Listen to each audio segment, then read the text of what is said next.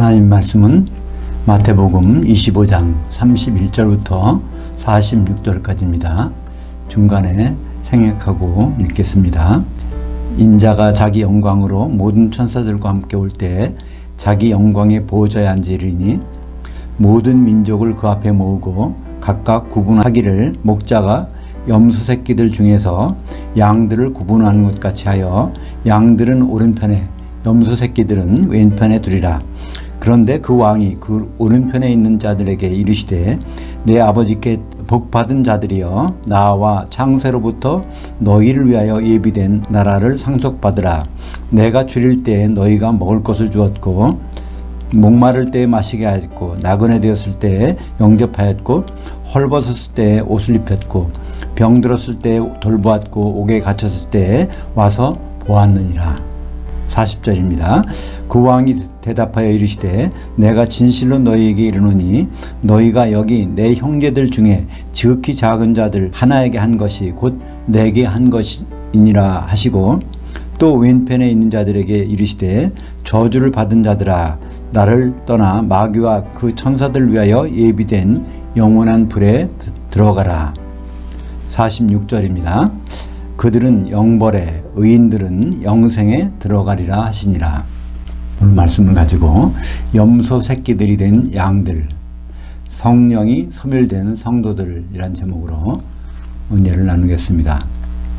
이 양과 염소의 비유는 휴고된 성도들의 심판에 관한 말씀입니다.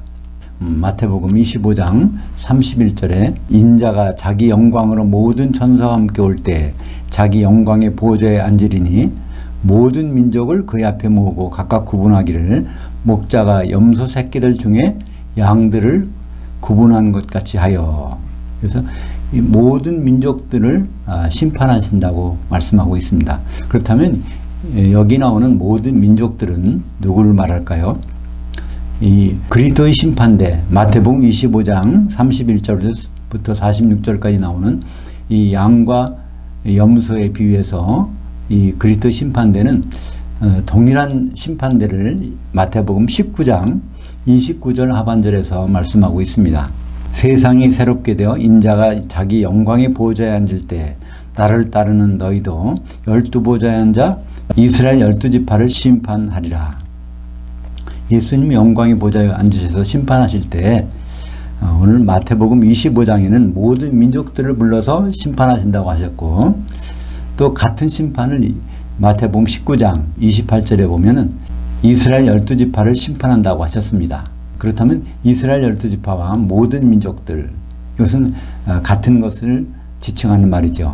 이 모든 민족들은 바로 예수님께서 부활 승천하실 때 사도들에게 당부하셨던 그 말씀 중에 있습니다. 마태복음 28장 19절에 보면 그러므로 너희는 가서 모든 민족들을 제자로 삼아 아버지와 아들과 성령의 이름으로 세례를 베풀고, 그래서 이 모든 민족들을 제자로 삼아, 그러니까 전 세계에 있는 모든 민족들 중에서 예수님이 제자, 즉 성도들이 된 사람들을 가리키는 것입니다. 그러니까 주님이 재림 때 공중에 오셔서 모든 성도들을 심판하시겠다는 그 내용이 오늘 마태복음 25장에서는 그들을 염소 새끼들 중에서 양들을 구분하는 것 같이 한다고 말씀하고 있는 것입니다.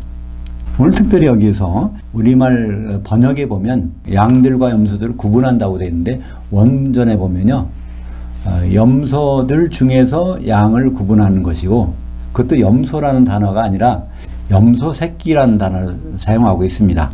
어린 양은 아르니온이라고 하는데 이게 크게 되면 프로바톤이라고 합니다. 또 염소 새끼는 에리포스라고 하는데 또 염소가 크게 되면은 트라고스라는 단어를 사용합니다. 그러니까 히브리서 9장에 보면 염소를 제물로 드릴 때 그때 나오는 그 염소는 새끼가 아니라 큰 것이기 때문에 트라고스라고 했어요. 근데 여기 나오는 요거는 염소 새끼입니다. 그렇다면 이 예수님의 앞에서 심판을 받을 때 양도 어린 양이 아니겠죠. 그래서 프로바톤 장성한 양이 된 거고 염소도 사실은 장성한 염소일 텐데 왜 염소 새끼라는 말을 썼을까요? 그것은 바로 원래 양들이었었는데 이것이 막판에 마지막 때에 염소로 변질해 버린 것입니다. 염소 새끼들은 사도들이 말을 제대로 안 들은 성도들입니다. 그래서 원래는 양이었는데 그것이 염소로 바뀌었는데 갓 염소로 바뀌었으니까 예수님이 바로 염소 새끼라고 말씀하고 있는 것이죠. 예수님은 목자로 오셔서 심판하신다고 그랬는데 예수님의 목장에는 원래 양들밖에 없었어요. 요한복음 10장 11절에 보면 나는 선한 목자라 내 양들 위해서 내 목숨을 버리노라. 그래서 십자가에서 죽으신 것은 양들 위해서 죽으신 것입니다. 모두가 양들이었었는데 본래는 처음엔 전부 양들이었는데 그것이 시간이 지나서 보니까 염소들로 변해서 염소 새끼로 변해서 주님 앞에 서 있는 것입니다. 이는 마치 곡식과 가라지 비유해서 곡식이 가라지로 변한 것과 마찬가지죠. 마태복음 13장에 보면 하나님이 곡식을 심었는데 거기에 마귀가 가라지를 덧뿌리고 갔다고 되어 있습니다. 그것은 곡식 사이사이에다가 가라지를 심은 것이 아니라 곡식 그 위에 덧뿌리고 갔다. 그러니까 씨 뿌린다는 단어는 스페이로라고 합니다. 거기서는 에피스페이로 그 위에다가 뿌렸다는 것이죠. 곡식 위에다가 가라지를 뿌렸더니 그 곡식이 나중에 가라지가 됐다는 얘기입니다. 다시 말해서 곡식으로 자라야 될 것이 변질돼서 마귀가 심어놓은 가라지로 바뀌는 현상이 천국 안에서 이루어진다는 것입니다. 하나님 통치 안에서도 이루어진다는 것이죠. 원래는 곡식으로 남아있어야 되지만 가라지가 되는 경우가 많이 있다는 말씀입니다. 또 같은 씨지만 그것이 바로 알곡 그 자체로 남아있어야 되는데 그것이 쭉정이가 되는 경우가 있지 않습니까? 똑같은 씨인데 길가에 부러진 씨나 가시떨기에 부러진 씨나 돌짝밭에 부러지면 같은 씨인데 이건 쭉정이가 되는 것입니다.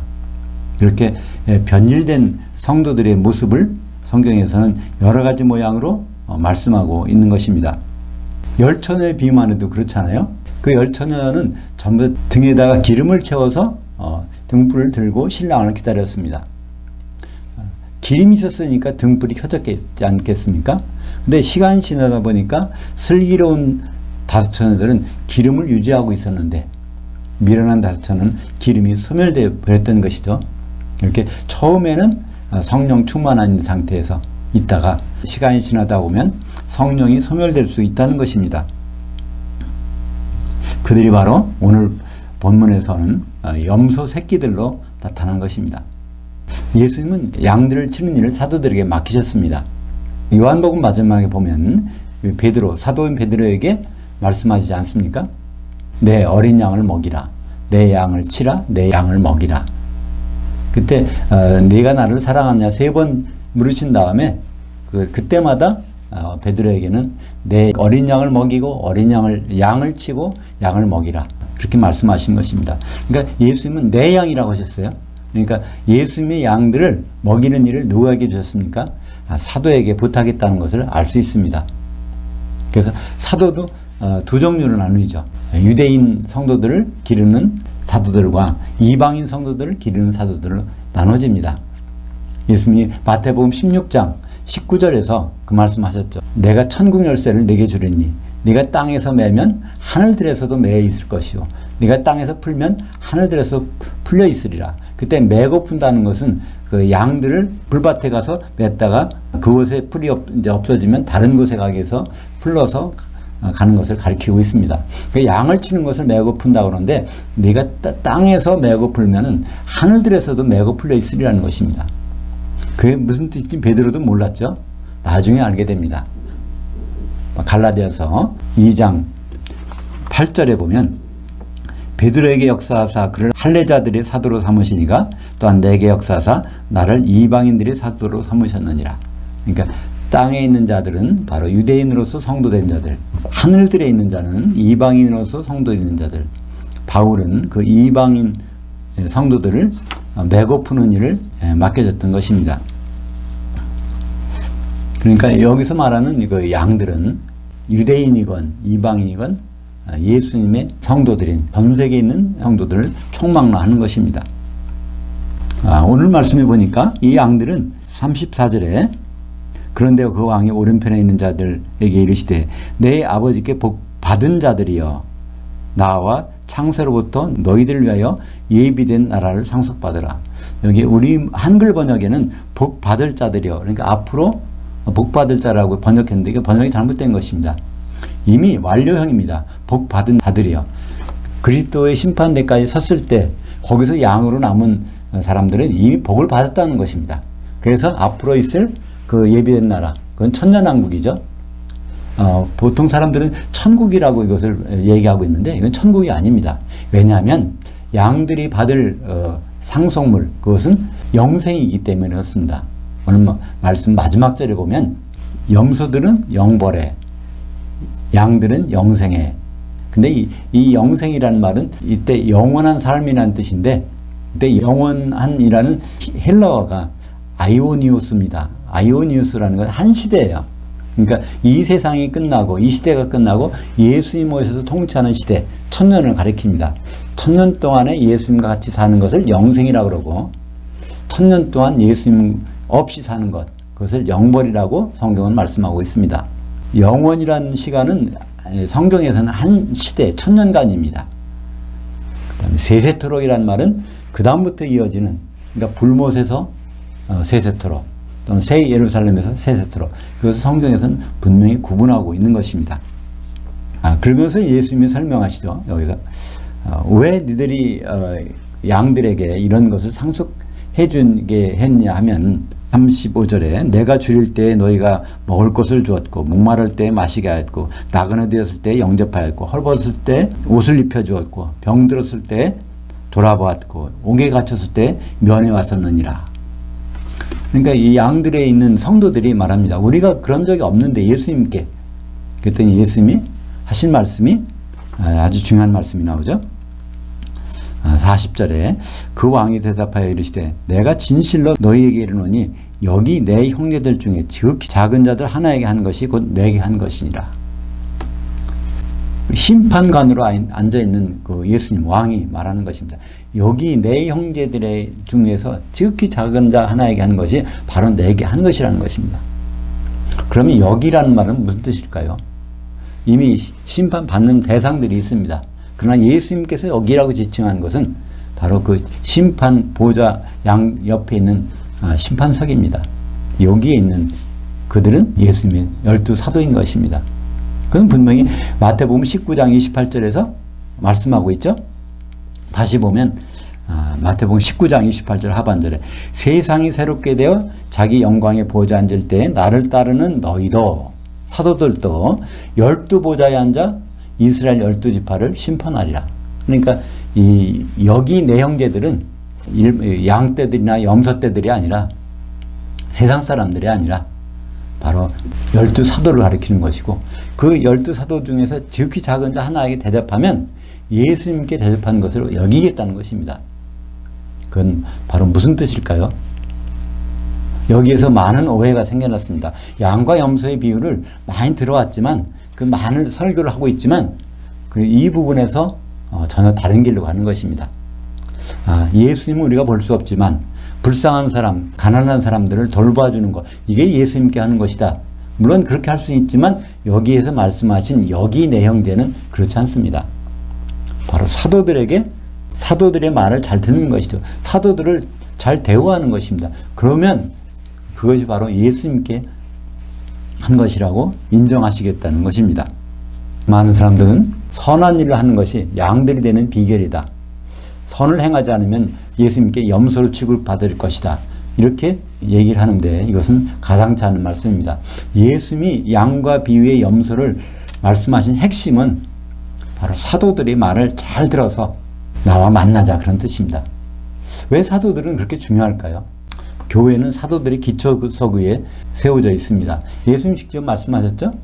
내가 이 반석 위에 내 교회를 세우리니 음부의 권세가 이기지 못하리라. 교회는 이 반석 위에 세워집니다. 그 반석은 무엇일까요?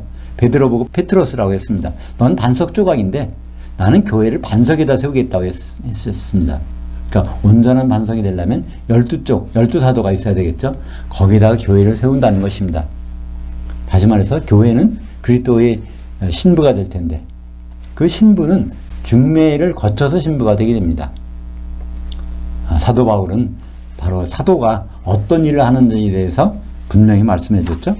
고린도후서 11장 2절에 나 사도인데 사도는 무슨 일을 하는가 하면 여기 내가 사도가 하나님의 열심으로 너희를 교회를 위해서 열심을 내노니 내가 사도가 너희를 교회를 한 정결한 한 천으로 한 남편인 그리스도께 드리려고 중매했음이로다.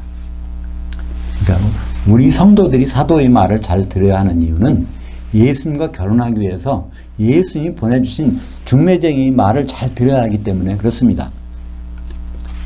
우리는 그리스도의 심판대에서 심판을 받게 되는데 그 심판의 내용이 뭐냐면 바로 그 몸을 통해서 선악간에 해야 하는 일입니다. 이 선악이라는 기준은 하나님께 있습니다. 하나님이 선하시다는 것은 하나님 좋으신 것입니다. 하나님 악하다는 것은 하나님 좋지 않은 것이에요. 창세기 2장 18절에 하나님이 좋지 않다고 한 말씀이 있습니다.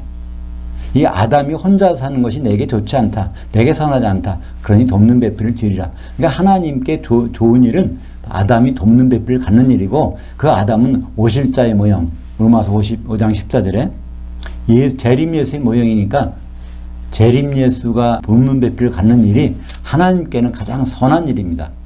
그것을 그리스도 심판대에서 심판하시겠다는 것입니다. 주님 십자가에 왜 피를 흘리셨을까요? 그것은 사도행전 20장 28절에 하나님의 피로 사신 교회라고 하셨습니다. 주님이 자기 아내인 교회를 얻으려고 십자가에서 피를 흘리신 것입니다. 그래서 십자가를 지시기 바로 몇 시간 전에 겟세마네에서 아주 땀방울이 핏방울이 되도록 기도하시면서 하신 기도의 내용이 요한복음 17장에 있습니다. 17장의 중심 구절이 20절하고 21절인데요.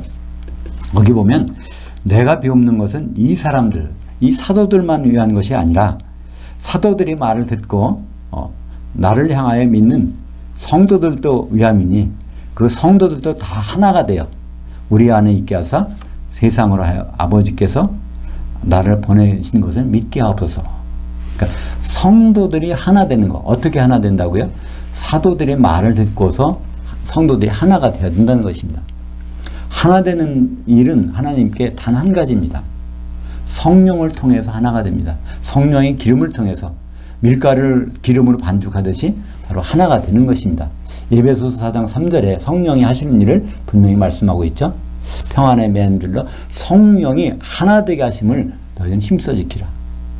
그러니까 사도들을 통해서 우리에게 성령을 주셨습니다. 오순절날 사도들에게 성령이 내리셨고 그날 사도의 말을 통해서 3,000명의 성도들이 성령으로 세례를 받았고 사도들이 가는 곳마다 성령이 임했습니다. 그 성도들이 말을 듣는 사람들은 반드시 성령을 받게 돼 있고 성령 충만을 유지하게 되어 있는 것입니다. 예수님이 2000년 전에 초림을 하셨는데 초림의 목적은 많은 사람들을 구원하려고 많은 사람에게 병을 고쳐주려고 이런 것이 아닙니다. 그건 단순한 한 부분의 일이었죠. 예수님의 초림 목적은 따로 있습니다. 예수님의 궁극적인 목적은 혼인이잖아요. 창세기 2장 24절에 하나님 뜻이 있습니다. 남자가 부모를 떠나 그의 아내 앞에 한 몸을 이룰지니라 하는데 그 한 몸 되기 위한 아내가 준비가 돼야 되는데 아담의 경우 보니까 아담을 깊이 잠들게 죽여서 피를 내서 그 아내를 데려옵니다. 구약의 모든 말씀은 요한복음 5장 39절에 있는 것처럼 예수님을 증언하는 것입니다. 그러니까 예수님도 십자가에서 피를 흘리실 때는 그의 아내를 얻는 것을 보시고 피를 흘리신 것입니다. 그러니까 예수님 초림 때는 피를 흘리셔서 아내를 맞을 준비를 한 것입니다. 그래서 예수님의 사역은 12사도를 얻는 것입니다. 중매제를 얻는 것입니다. 그게 아니라면 예수님은 실패한 분입니다. 이 세상에 오셔서 몇 사람 12명만 구원했다면 그거는 실패한 거 아닙니까? 그러나 예수님은 실패한 분이 아닙니다. 완전히 성공하셨습니다. 12사도를 온전하게 세우셔서 온전한 중매쟁이로 세우셔서 그들을 통해서 결혼하시기 때문에 그렇습니다.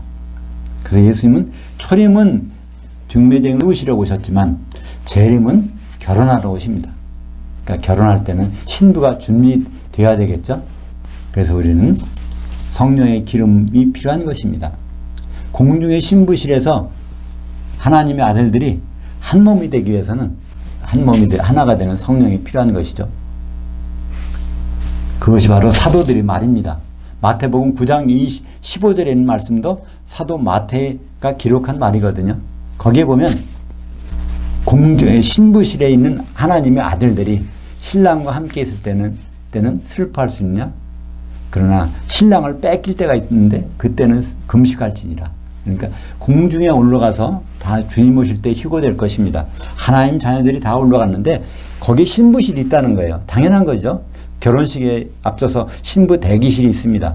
거기에서 모든 하나님의 자녀들이 거기 가서 한 몸이 돼서 결혼식에 들어가는데 그때 한 몸이 되기 위한 기름 준비가 안 된 사람들은 신랑을 뺏기게 될 것이고 천년간 금식하게 될 것입니다. 우리는 사도들을 말을 잘 듣는 것이 필요합니다. 사도들의 말의 핵심은 성령 충만하는 것입니다. 오늘 말씀 중에 40절에 보니까 여기 내 형제들 중에 지극히 작은 자들 하나에게 한 것이 내게 한 것이니라. 이게 지극히 작다는 말은 엘리키스토스라는 말을 쓰는데요. 최상급을 썼습니다. 그럼 사도들 중에 가장 작은 자가 누굴까요? 사도 바울은 자기가 그렇다고 말씀하고 있습니다. 난 사도들 중에 가장 작다. 엘리키스토스다. 그 말씀이 어디 있습니까? 고린도전서 15장 9절 상반절에 나는 사도들 중에 가장 작은 자다. 엘리키스토스다. 마태복음 25장 40절에 있는 엘리키스토스. 그게 자기라는 겁니다. 예수님은 사도 중에 가장 작은 자의 말을 들으면 그것이 나를 대접하는 거라고 말씀하셨는데 그 사도 바울이 가장 사도 중에 작은 자고 그 작은 자가 말한 것이 중매쟁이고 중매쟁이 말이 바로 성령 충만해야 된다는 것입니다.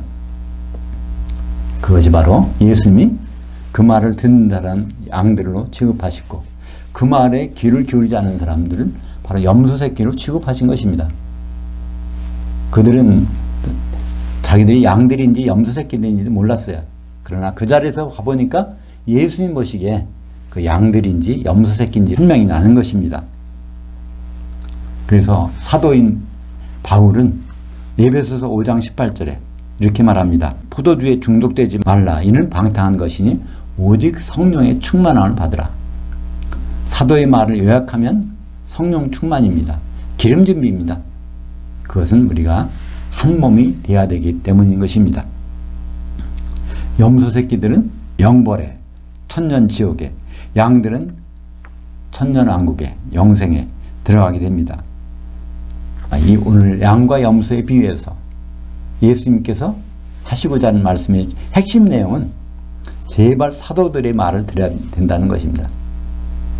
다른 말은 교회에 세우는 데는 들을 필요가 없다는 거예요. 심지어 구약 성경 중에서 신약 성경의 내용에 부합되는 말씀은 필요하지만 그렇지 않은 말씀은 교회에 세우는 데는 필요 없다는 것입니다. 그 정도로 사도들을 예수님은 중요하게 여기셨습니다. 이 사도라는 뜻이 아포스톨로스라고 해서 떼어내서 설치하다.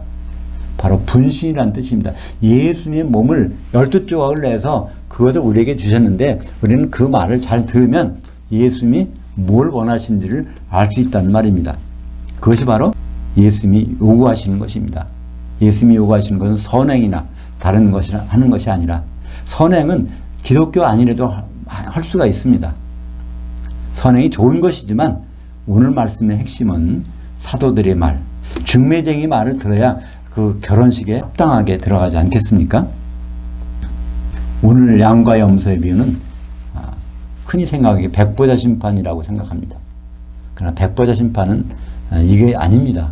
오늘 양과 염소의 비유는 그리스도의 심판대 예수님과 관계되는 사람들이 다 올라가서 거기서 신부가 되느냐 신부 되는 자리에서 떨어져 나가느냐 그것을 심판하는 자리입니다. 그래서 고린도후서 5장 10절에 이는 우리가 다 반드시 그리스도의 심판대 앞에 나타나게 되어 각각 선악간에 그 몸으로 행한 것을 따라 받으려 함이라. 우리가 다 반드시 고린도 전후서에서 나오는 우리는 성도들입니다. 다 반드시 예외가 없다는 말씀입니다. 그러니까 우리는 휴거 될까 말까 걱정할 필요가 없어요. 일단 다 올라갑니다. 거기서 선을 행했는지 악을 행했는지, 그건 도덕적인 선이 악이 아니라 그리스도의 몸, 교회 한 신부가 되는데 선을 행했는지 그렇지 않은지를 구분하신 것입니다. 바로 선이라는 것은 기름을 준비해서 하나가 되는 것이고, 악이라는 것은 기름을 준비하지 않아서 하나 될 수 없는 것입니다.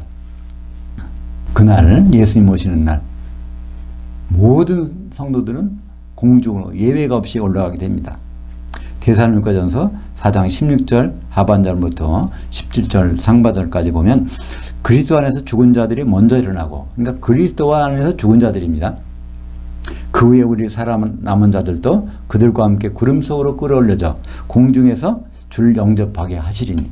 그래서 공중까지는 예외 없이 모든 그리스도인들은 다 올라갑니다. 물론 이런 몸으로 가는 것이 아니라 영의 몸을 입고 공중에 올라가게 됩니다. 그런데 거기서 기름 준비 여하에 따라서 사정이 달라집니다. 열처녀의 비유처럼. 열처녀의 비유는 그들이 다 공중에 올라갔잖아요. 왜냐하면 신랑 대신 예수님을 만났으니까, 예수님은 공중으로 오시니까 그들이 다 공중으로 올라갔습니다. 그런데 그 결과는 극과 극이 되는 것입니다. 마태복음 25장 46절 다시 보겠습니다.